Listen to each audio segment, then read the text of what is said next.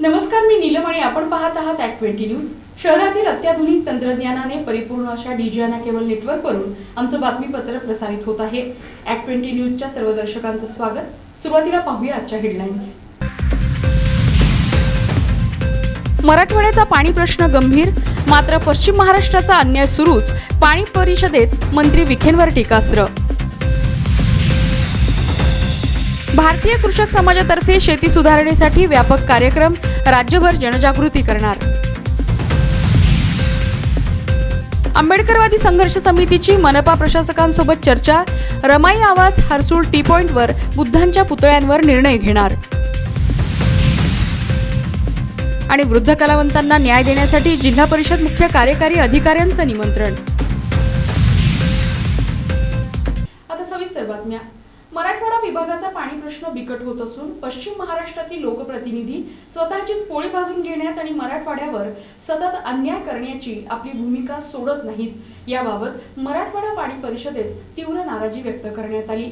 नगरचे पालकमंत्री जिल्हा विकास नियोजन बैठकीत ठराव घेतात आणि न्यायालयाच्या निर्णयाचा अवमान करीत असल्याचा आरोप माजी मंत्री अनिल पटेल यांनी केला। शासनाने लवकर हस्तक्षेप करावा अशी मागणीही त्यांनी केली। पाणी आमच्या हक्काचं, पाणी आमच्या हक्काचं, मराठवाड्याच्या पाण्याचा हक्काचं पाणी। धन्यवाद। यानंतर माजी मंत्री श्री अनिल पटेल साहेब आपणास लोक किंवा नगर जिल्ह्याचे लोक, नाशिक जिल्ह्याचे लोक एकत्रित येऊन आपल्याला फसवायचं काम करत आहे, परंतु आपण त्यामध्ये काही लक्ष देत नाही, आपले पुढारी लक्ष देत नाही। खरोखर मला तर एका गोष्टीची लाज वाटते। काय इथले पालकमंत्री इथे ठराव घेतात, नाशिकचे पालकमंत्री, नगरचे पालकमंत्री, तर खाली पाणी सोडू नये म्हणून। वास्तविक हा डीपीडीसीचा विषय नाहीये, त्या मंत्र्याला इतकं बी डोकं नाहीये, तर डीपीडीसीचे विषय नाही इथे, आणि तो ठराव करण्याची डेअरिंग ते करतात, पण आपल्या पालकमंत्र्याला अजूनपर्यंत सुचलं नाहीये। तर ह्या बाबतीतलं वास्तविक लवादाचे सदस्य आहेत गोदावरी खोऱ्याचे, त्यांनी याच्यातलं काम केलं पाहिजे। परंतु जेव्हा आम्ही मागच्या काळामध्ये परवा सर्व बसलो होतो दिवाळीच्या पूर्वी, त्यावेळेस सगळ्या आमदारांना, सगळ्या मंत्र्यांना, विरोधी पक्ष नेत्यांना सगळ्यांना आम्ही फोन केले, आणि शेवटी मसियाचे लोक बघून म्हटले आता आपल्याला वेगळा काहीतरी मार्ग करावा लागेल, कारण की सुप्रीम कोर्टाचा मामला आलेला आहे, तिथं पैसा लागेल। म्हणून मसियाच्या लोकांनी व्हॉट्सअप ग्रुप तयार केला, आणि तो व्हॉट्सअप ग्रुप 2 दिवसामध्ये 3-3.5 लाख रुपये त्याच्यामध्ये लोकांनी दिले। लोकांना विषय माहीत होता, आता तो माहीत झालेला आहे, लोक लढायला तयार आहेत। गाडगे साहेब आहेत, अनेक साखर कारखान्याशी संपर्क साधला, त्याच्यामध्ये प्रसाद जाधव असतील, त्यांनी जवळजवळ 1 लाख रुपये दिले आणि सुप्रीम कोर्टात जायची सुद्धा तयारी केलेली आहे। मागच्या काळामध्ये त्यांनी ज्या मुंबई हायकोर्टामध्ये रिट दाखल केलं होतं, मी स्वतः त्याच्यामध्ये होतो, आणि त्यामुळे त्यांना स्टे मिळालेलं नाहीये, परंतु हे डिले करायचं, आणि 15 दिवसामध्ये डिले झाल्यावर आमचे धरणं 50% आले, मग आता मला पाणी सोडता येणार नाहीये। वास्तविक हा सगळा टेक्निकल मुद्दे यांनी सांगितलेला आहे। आपल्या हातामध्ये आता नाक दाबण्याचं काम आहे। एक तर त्यांचा ऊस बंद करा, दूध बंद करा, आणि पाथर्डी शेवगावला जाणारं जायकवाडीमधलं पाणी, नळाचं पाणी, त्यांचं पाणी योजना त्या बंद करा, तर हे नीट होतील। कारण त्यांच्या नगर जिल्ह्याला काय पाणी मिळत नाही जायकवाडीचं, त्यांच्या बॅकवॉटरमधून त्यांच्या लिफ्ट योजना नाहीये। केवळ मराठवाड्यावर आपल्या सर्वांवर अन्याय करण्याचं काम आजपर्यंत या लोकांनी केलंय। विखेंना विसरले असतील त्यांच्या वडिलांनी, बाळासाहेब विखेंनी त्यावेळेस आंदोलन केलं होतं, पुण्याला मीटिंग घेतली होती पाण्याच्या बाबतीतली, आणि हे सगळे आता नवीन झालेले पुढारी हे आपल्या जिल्ह्यापुरते, आपल्या मतदारसंघापुरतेच मंत्री राहिलेले, यांना राज्याचा किंवा सर्वांचा विचार करण्याचा अभ्यासच नाहीये, किंवा त्याची अवकाश नाहीये। 13 ऑक्टोबरला विभागीय आयुक्त कार्यालयासमोर 1 दिवसाचं लाक्षणिक उपोषण केलं होतं। सरकारने ताबडतोब याचं दखल घ्यावी आणि मराठवाड्याच्या न्याय हक्काचं पाणी त्वरित जायकवाडीमध्ये सोडावे। शासनाने 30 ऑक्टोबर 2023 रोजी संबंधित आदेश काढलेला आहे संबंधित विभागाने, पण बरोबर 12-13 दिवस झाले अजूनही या आदेशाची अंमलबजावणी झालेली नाही। या आदेशाची अंमलबजावणी न झाल्याबाबतची मराठवाड्यातील जनतेमध्ये अत्यंत तीव्र आणि असंतोषाची अशी भावना आहे. या असंतोषाला वाट मोकळी करून देण्यासाठी या मराठवाड्यातील सर्व जनतेचा आक्रोश, आवाज, भावना या आंदोलनाच्या माध्यमातून आज गोदावरी मराठवाडा पाटबंधारे विकास महामंडळाच्या कार्यालयासमोर या तीव्र निदर्शने आंदोलनाच्या माध्यमातून आम्ही या ठिकाणी व्यक्त होत आहोत. आज समन्यायी पाणी वाटपाच्या संदर्भामध्ये सर्व कायदे, सर्व नियम, सर्व लेखी आदेश हे मराठवाड्याच्या बाजूने असताना सुद्धा आज हे प्रशासन आणि हे शासन पाणी का सोडत नाही आहे? हे शासन नगर आणि नाशिक पुढाऱ्यांच्या दबावाला बळी पडतंय का? या शासनाला अजून मराठवाड्यातील काही शेतकऱ्याच्या आत्महत्येची वाट बघतंय का? किंवा हे शासन अशा प्रकारच्या मराठा आरक्षणाचं जे आंदोलन इथं उभं राहिलं तशा प्रकारचं आणखीन आंदोलन उभं राहावं ही या सरकारची धारणा आहे का? आणि असं जर असेल तर आम्ही मराठवाड्यातील जनतेच्या वतीनं, मराठवाडा पाणी परिषदेतर्फे सर्वांच्या वतीनं याचा तीव्र निषेध करतो, आम्ही धिक्कार करतो. आणि येणाऱ्या काळामध्ये आजच्या या आंदोलनाची दखल घेऊ या प्रशासनाने आणि या शासनाने जर जायकवाडीमध्ये त्वरित आमच्या न्याय हक्काचं पाणी नाही सोडलं तर येणाऱ्या काळामध्ये मराठवाड्यातील 1000 ग्रामपंचायतीच्या ठरावासह मराठवाड्यामध्ये अत्यंत व्यापक आणि अत्यंत उग्र अशा प्रकारचं आंदोलन करण्यात येईल. आणि या आंदोलनाचे जे काही देशाचे पहिले कृषी मंत्री डॉक्टर पंजाबराव देशमुख यांच्या 125व्या जयंतीनिमित्त मराठवाड्यासह महाराष्ट्रातील 125 जिल्ह्यात कृषीविषयक जनजागृती कार्यक्रम राबवण्यात आला. भारतीय कृषक समाजातर्फे शेतीविषयक कार्यशाळा, त्याचबरोबर पुढील काळात शेतीतील सुधारणा करण्याविषयी बैठक घेऊन चर्चा करण्यात आली. सेंद्रिय शेती कशा पद्धतीने करावी व आपले उत्पन्न कसे वाढवावे याविषयी लवकरच राज्यभर जनजागृती करण्यात येणार असून याविषयी शेतकऱ्यांना सखोल मार्गदर्शन करण्यात येणार आहे.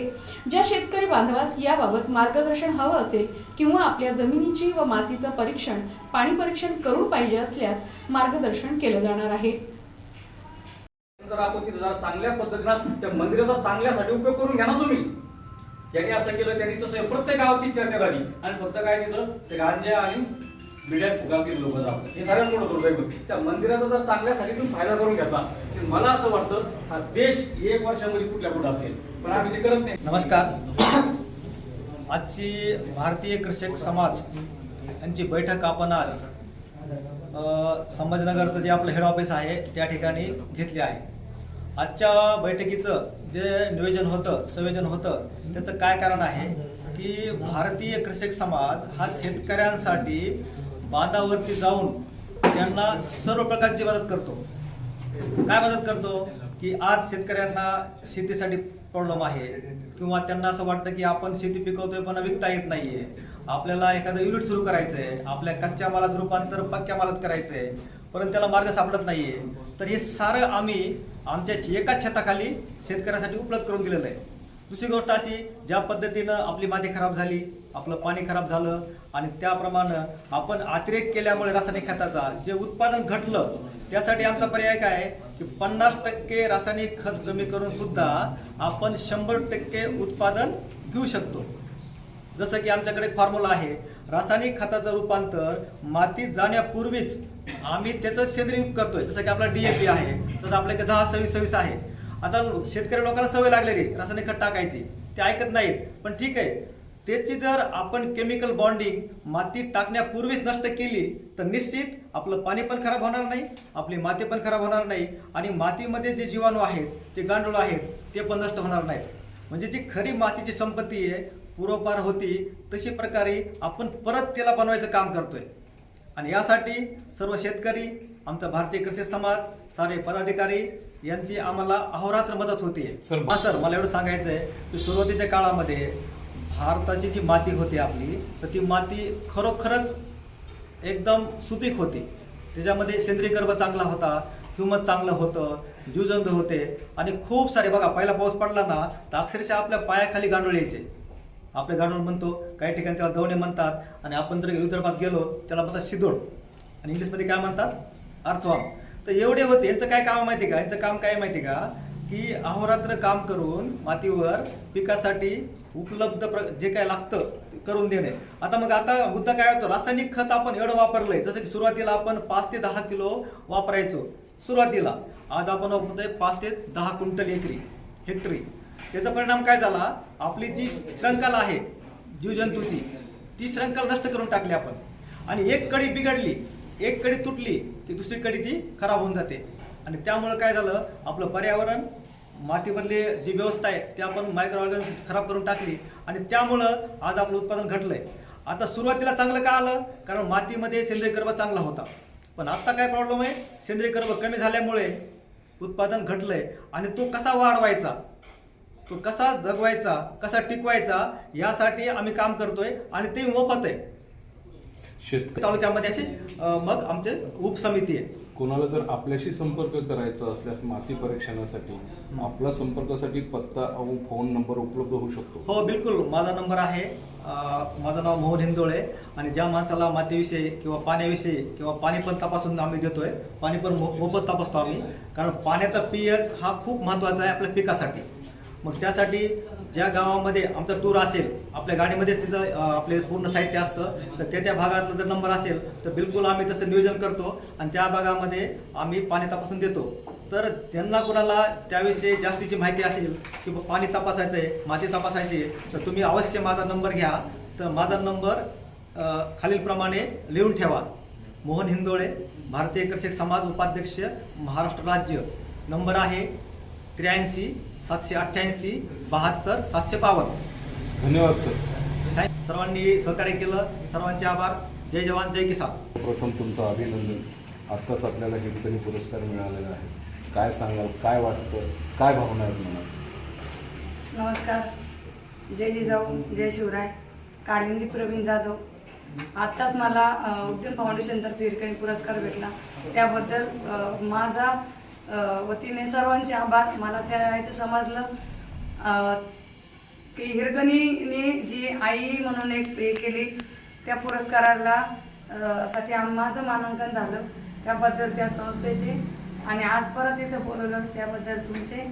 आणि पुरस्कार यास मिळाला तर माझं 3 वर्षापासून जो व्यवसाय चालू आहे त्या व्यवसायाचं स्वरूपच मी एक आपण शेतकऱ्यांनी प्रक्रिया मालावर केली पाहिजे. माझा शेतीविषयी व्यवसाय आहे. आपण उद्योजिका म्हणून सनी हा पुरस्कार स्वीकारलाय. उभरती म्हणून, उद्योजिका म्हणून तुम्ही पुढे येत आहे. काय वाटतं आणि आजकालच्या गृहिणींना आपण काय आव्हान करणार? उद्योजिका म्हणून मला असं वाटतं सर, मला ह्या व्यवसायात बऱ्याच अडचणी आल्या, पण प्रयत्न केले तर प्रत्येक गोष्ट याची होते. आणि आजकालच्या गृहिणींना मला सांगायचे आहे की आपण आपला वेळ जे लहान मोठे मुलं करायला देतो, आपण जे वागतो, जे जगतो, तेच आपलं मुलं आपल्याकडे बघून हे करतात. आपण जर मानसिकता घरात बसूनही तुम्ही छोटा मोठा उद्योग करू शकता. 10च्या नंतर आपलं काम आवडतं, 10 ते 5 आपण फ्री असतो. हा एवढा मोठा 5 ते 6 तासाचा टाइम आपल्याकडे आहे. या तास जर आपण उद्योजक म्हणून किंवा एक छोटंसं एक घरात तुम्ही कोणताही पदार्थ आवडत असेल, त्या पदार्थाची जर 4 घरी जर तुम्ही त्यांना दिलं, त्यांना तुमची चव आवडली, हा तुमचा बिझनेस होऊ शकतो. हा तुम्ही लोकांपर्यंत नेऊ शकता. आणि हे बघून आपलेही मुलं आपल्याकडे बघूनही उद्योजक होऊ शकता. आपल्या मराठवाड्यात, खास करून महाराष्ट्रात आणि मराठवाड्यात एक म्हण आहे, धंदा किंवा बिझनेस करावा मारवाडी गुजरात्यांनी, मराठ्यांनी नाही. या गोष्टीला छेद देत आपण एवढं मोठं विश्व उभं केलेलं आहे. काय वाटतंय?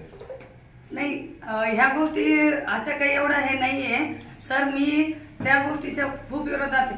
कारण मारवाड्याकडे हिशोब आहे, गुजराती गोड बोलतात, पंजाबी लोक कष्ट करतात, प्लस मराठ्याकडं हा कष्ट आणि प्रामाणिकपणा हा प्लस गुण आहे. त्याच्यामुळं मराठ्याला बिझनेस करायला, मराठी माणसाने बिझनेसमध्ये यायला पाहिजे. ह्या 4 लोकांकडे जी त्या कम्युनिटीला त्यांची जी त्यांना पार्श्वभूमी आहे, आपल्याला पार्श्वभूमी आपल्याला बनवायची. आणि आपल्याला जे आपला प्रामाणिकपणाचा जो गुण आहे, तो गुण त्याच्यात आणून आणखीन आपल्याला बिझनेस वाढवायचा आहे. प्रामाणिकपणा आणि कष्ट हे आपल्याकडे प्लस गुण आहे. हे करून आपण बिझनेस वाढवू शकतो. धन्यवाद मॅडम. आपलं नाव? Kalindi Pravin Jadhav, owner of the Samarth Mahila Griha उद्योग. तर आजच्या बैठकीच्या नियोजनाबाबतीत काय सांगाल? जय जिजाऊ, जय भारत. आज या ठिकाणी N3मध्ये मीटिंग आयोजित करण्यात आली होती. भारत कृषक ऑल इंडिया पॅन्थर सेनेच्या वतीनं विभागीय आयुक्त कार्यालयासमोर आपल्या विविध मागण्यांसाठी आंदोलन करण्यात आलं. संशोधक विद्यार्थ्यांचे बार्टीकडे केलेले अर्ज पडून आहेत. PhDच्या 2022च्या 719 संशोधक विद्यार्थ्यांना नोंदणी दिनांकापासून वाढीव व तरतुदीसह तात्काळ सरसकट फेलोशिप देऊन अनुसूचित जातीचे चाललेली कोंडी त्वरित थांबण्यात यावी. तसेच याबाबत सरकार अनुसूचित जाती जमातींच्या बाबतीत उदासीन धोरण राबवत असून जातीवादपणा करत असल्याचा आरोप विद्यार्थ्यांनी केला आहे. एकीकडे सारथीला झुकतं माप देण्यात येऊन बार्टीला मात्र निधी दिला जात नाही असाही विद्यार्थ्यांचा आरोप आहे. PhD विद्यार्थ्यांची सरसकट खात्यामध्ये झालीच पाहिजे. अरे मुख्यमंत्री होश में आओ. सामाजिक न्याय विभाग होश में आओ. विद्यार्थ्यांना न्याय मिळालाच पाहिजे. हम अपना अधिकार मांगते. हम अपना अधिकार मांगते. महामानव डॉक्टर बाबासाहेब आंबेडकरांचा, छत्रपती शिवाजी महाराजांचा, महात्मा ज्योतिबा फुलेंचा, लोकशाहीर अण्णाभाऊ साठेंचा, ऑल इंडिया पॅन्थर सेनेचा, विद्यार्थ्यांचं अस्तित्व हे जिवंत झालंच पाहिजे. ऑल इंडिया पॅन्थर सेनेच्या वतीनं इथल्या सरकारला, सामाजिक न्याय विभागाला आमचा इशारा आहे.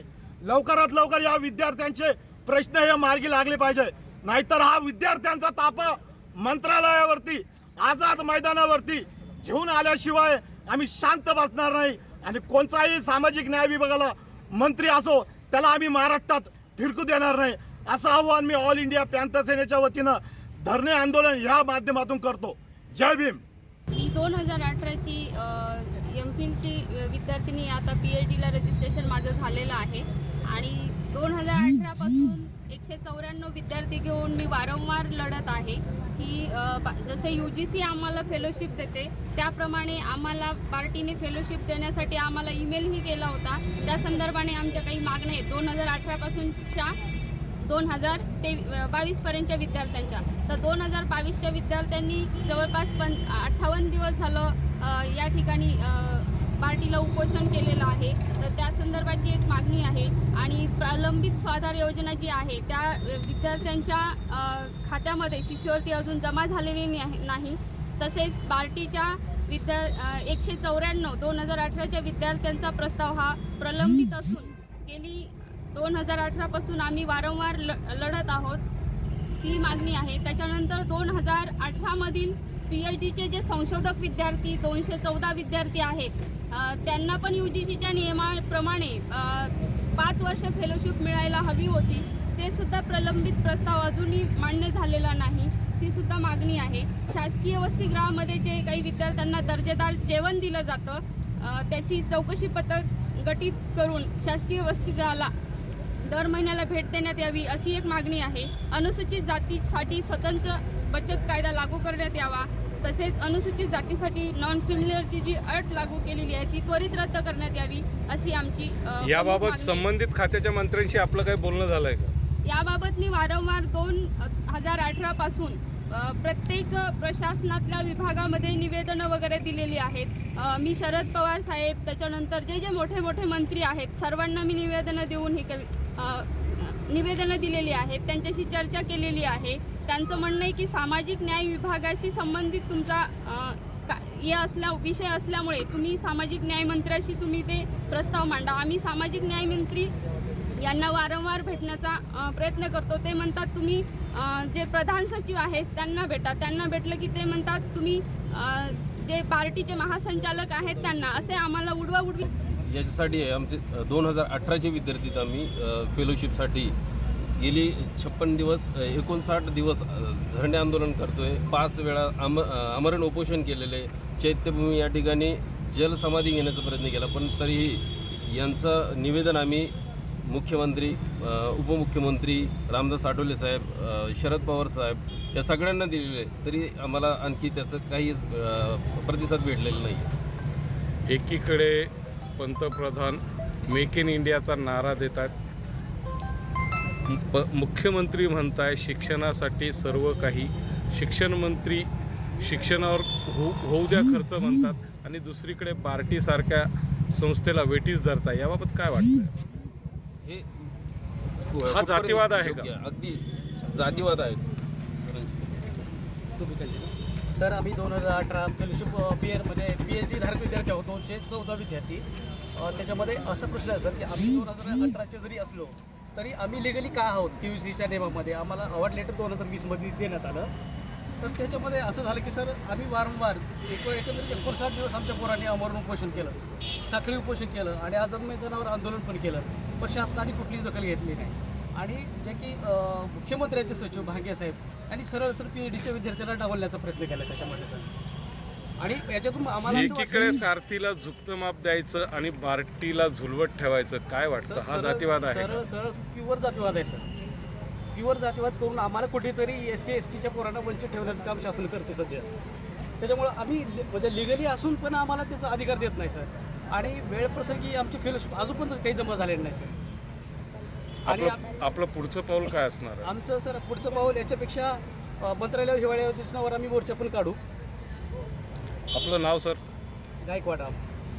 आंबेडकरवादी संघर्ष समितीच्या वतीनं काल विविध मागण्यांचं निवेदन मनपा प्रशासक जी श्रीकांत यांना देण्यात आलं. संघटनेचे अध्यक्ष श्रवण गायकवाड यांनी सांगितलं की प्रशासकांशी सविस्तर चर्चा करण्यात आली. त्यात रमाई आवास योजना, पंतप्रधान आवास योजना व हर्सुल टी पॉइंट येथील तथागत भगवान गौतम बुद्ध यांच्या पूर्णकृती पुतळ्याबाबत चर्चा करण्यात आली. मनपा प्रशासक श्रीकांत यांनी सविस्तर चर्चा करून यावर तोडगा काढण्याचं आश्वासन दिलं असल्याचं गायकवाड यांनी सांगितलं. विविध मागण्यासंदर्भात आम्ही आतापर्यंत जे काही महानगरपालिकेपर्यंत समोर निदर्शने, धरणे, आंदोलनं, निवेदनं बरेचसे दिले होते, परंतु त्यावर कुठलीही कारवाई झाली नव्हती. म्हणून आज त्यांना स्मरणपत्र रिमाइंड करण्यासाठी आज त्यांची भेट घेऊन सोबत 40-50 कार्यकर्त्यांसोबत जाऊन त्यांची भेट घेतली. आणि आमच्या ज्या काही मागण्या आहेत, झोपडपट्टीमधील असेल, गुंठेवारी वसाहतीमधील असेल, रमाई घरकुल संबंधिताच्या असेल, त्याचं नंतर रमाई घरकुल योजना जी आहे ती झोपडपट्टी एरियामध्ये मालमत्ता कराची पावती ग्राह्य धरून तिथं त्या ठिकाणी राबवण्यात येते. तर त्याच धर्तीवर गुंठेवारी आणि अघोषित झोपडपट्ट्यामध्ये सुद्धा मालमत्ता कराची पावती ग्राह्य धरून त्या ठिकाणी रमाई आवास घरकुल योजना राबवण्यात यावी, अशी जी काही प्रामुख्याने आमची मागणी होती ती प्रशासकांनी मान्य केलेली आहे. तसेच ज्याप्रमाणे हर्सुल टी पॉईंटवरील तथागताच्या बुद्धाच्या पूर्णाकृती पुतळ्याची जी काही आमची मागणी 2 वर्षापासून चालू आहे, त्यांनी त्या मागणी ही सकारात्मक त्या मागणीवर चर्चा केलेली आहे. आज जवळजवळ आम्ही त्यांच्यासोबत चर्चा करत असताना ज्या काही 15 ते 20 मागण्या प्रामुख्याने ज्या काही समाजाच्या हिताच्या आहे त्याच्यावर सकारात्मक चर्चा होऊन त्यांनी त्यामध्ये निर्णय घेण्याचं आश्वासन दिलेलं आहे. त्याचप्रमाणे अलीकडे जे काही महानगरपालिकेने पंतप्रधान आवास योजनेअंतर्गत बेघरांसाठी ऑनलाईन पद्धतीने प्रस्ताव मागितले होते, अर्ज मागितले होते आणि त्या ते काही 4 ठिकाणं आहे, तिसगाव असेल, पडेगाव असेल, हर्सुल असेल, सुंदरवाडी असेल, या ठिकाणी त्या पद्धतीनं त्यांनी बांधायचं घरकुलं देण्याचं निश्चित केलेलं आहे.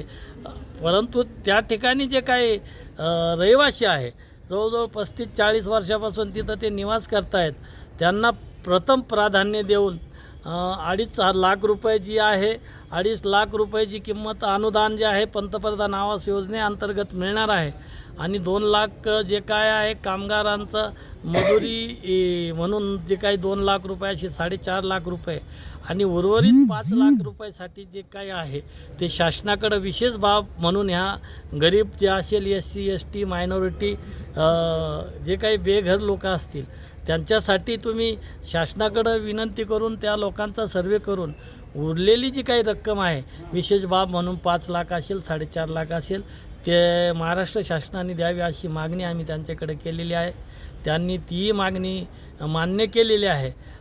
बातम्या अजूनही आहेत मात्र एका छोट्या ब्रेकनंतर. मराठवाड्याचा पाणी प्रश्न गंभीर, मात्र पश्चिम महाराष्ट्राचा अन्याय सुरूच. पाणी परिषदेत मंत्री विखेंवर टीकास्त्र. भारतीय कृषक समाजातर्फे शेती सुधारणेसाठी व्यापक कार्यक्रम, राज्यभर जनजागृती करणार. आंबेडकरवादी संघर्ष समितीची मनपा प्रशासकांसोबत चर्चा, रमाई आवास हर्सूल टी पॉइंटवर बुद्धांच्या पुतळ्यांवर निर्णय घेणार. आणि वृद्ध कलावंतांना न्याय देण्यासाठी जिल्हा परिषद मुख्य कार्यकारी अधिकाऱ्यांचं निमंत्रण. ब्रेक नंतर पुन्हा एकदा आपलं स्वागत. वृद्ध कलावंतांना मानधन कमिटीबाबत लवकरच निर्णय घेण्यात येईल असं आश्वासन मिळाल्यानंतर गजानन रेणुके यांनी आपलं उपोषण मागे घेतलं आहे. या कमिटीत सर्व तालुक्यांना योग्य ते प्रतिनिधित्व देण्यात यावं अशी मूळ मागणी आहे. ही कमिटी तात्काळ रद्द करण्यात यावी या मागणीसाठी गजानन रेणुके आंदोलन करीत होते. प्रत्येक तालुक्यातील लोककलेतून एक कलावंत या कमिटीवर घेण्यात यावा अशी मागणी आहे. कलावंतांचे लेखी आश्वासनानंतर उपोषण मागे घेण्यात आले असून येत्या सोमवारी जिल्हा परिषदेचे सीईओ, कार्यकारी अधिकारी यांच्याबरोबर चर्चेचं निमंत्रण देण्यात आलं आहे.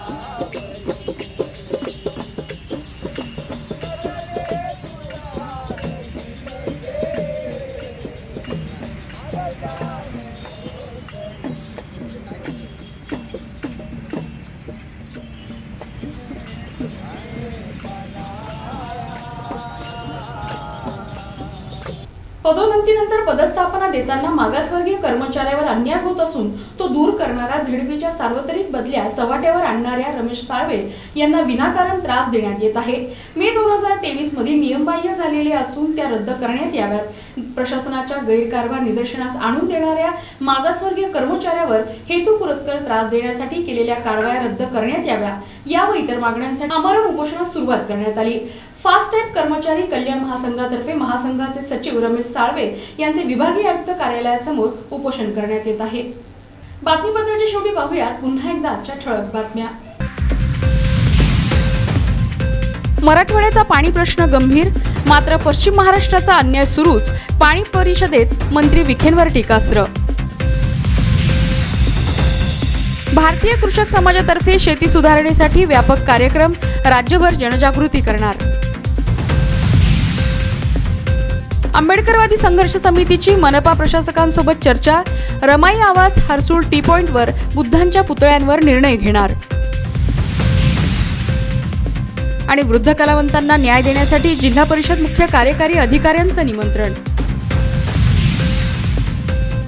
आणि याबरोबरच हे बातमीपत्र इथेच संपलं. पुन्हा भेटू @20 न्यूजच्या पुढील बातमीपत्रात. तोपर्यंत नमस्कार.